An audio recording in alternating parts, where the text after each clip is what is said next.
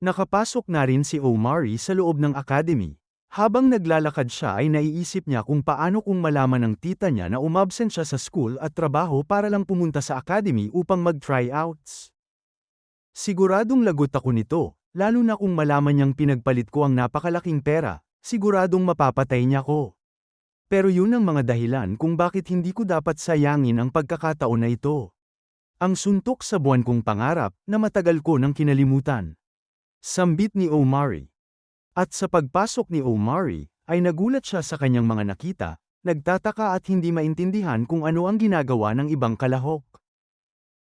Wait, sandali lang, wika ng lalaki. Napalingon si Omari sa direksyon ng taong sumisigaw. Wait, sandali lang, bigyan niyo pa ako ng isa pang pagkakataon, kaya ko pang mas galingan. Sigaw ng isang kalahok na bitbit ng dalawang lalaki. Laking gulat na lamang ni Omari sa mga nangyayari. Samantala, napansin ng isa sa mga lalaking nakaitim si Omari sabay sabing, "Number 300. Late ka na," sigaw nito kay Omari. Pumili ka na ng pwesto mo at isuot mo ang try-out goggles at maiintindihan mo rin ang gagawin once na suotin mo yan. Sa pagpwesto ni Omari ay napansin niya ang katabi niyang kalahok na matindi ang konsentrasyon kahit hindi pa man alam ni Omari ang ginagawa nito.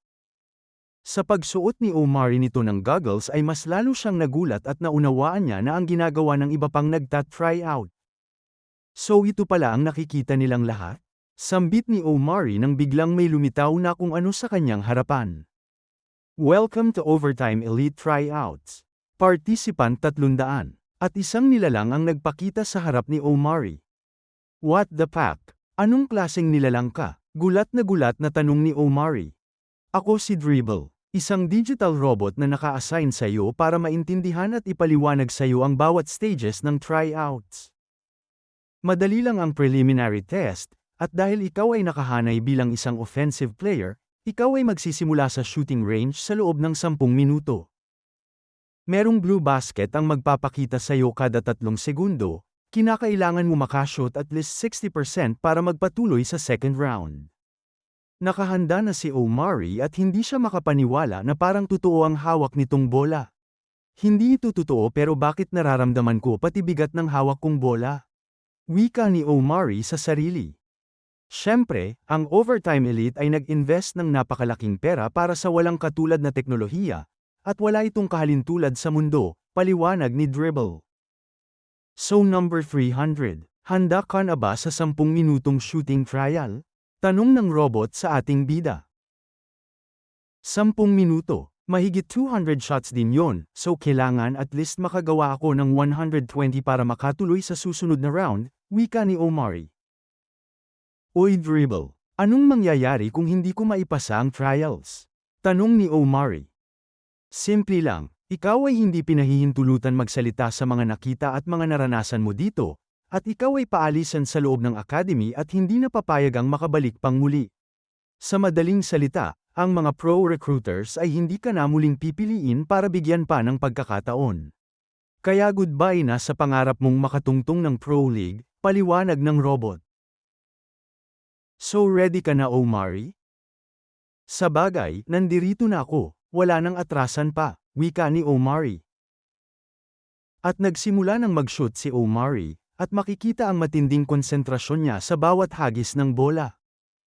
Ito na ang pinakamasayang naranasan ko sa loob ng mahabang panahon. Sambit ni Omari sa sarili habang mingiti sa kanyang mukha. At natapos na ang 10 minuto. Participant number 300, name, Omari timer, 10 minutes, possible shot, 200, shots taken, 181, shots made, 122, pass, 61%, players eliminated 0.92, players remaining 0.208. Nakapasa ka sa unang stage. Pero yan pa lang ang simula ng tunay na pagsubok, wika nito kay Omari. At nagsimula na ang ikalawang pagsubok. Endurance test. Maintain dribble ang position for 1 hour. Makikita natin kayang-kaya ng ating bida ang mga pinapagawa sa kanila, at may ilan din ang hindi na kinaya ang tryouts. Skills test. Survive a dribble through the obstacle course. 5 times in a row. Strength test 100 push-ups and sit-ups. Diyos ko Lord, pagod na pagod ako. Parang hindi ko na ata kakayanin, wika ni Omari. Ito na ang huling preliminary test bago ka makapunta sa totoong tryouts Omari, kaya mo pa ba? Tanong ni Dribble.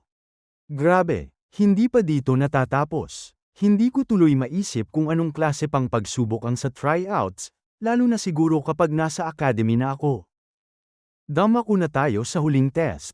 Base sa mga data na nakolekta sa iyo, gumawa kami ng holographic opponent na nagre-representa sa kasalukuyang ikaw. Kaya ang next test mo ay simple lang, isang one-on-one game, best of 3, kailangan mo lang talunin ang sarili mo sa isang basketball match. Habang makikita natin si Omari na hindi maitago ang saya sa kanyang mukha.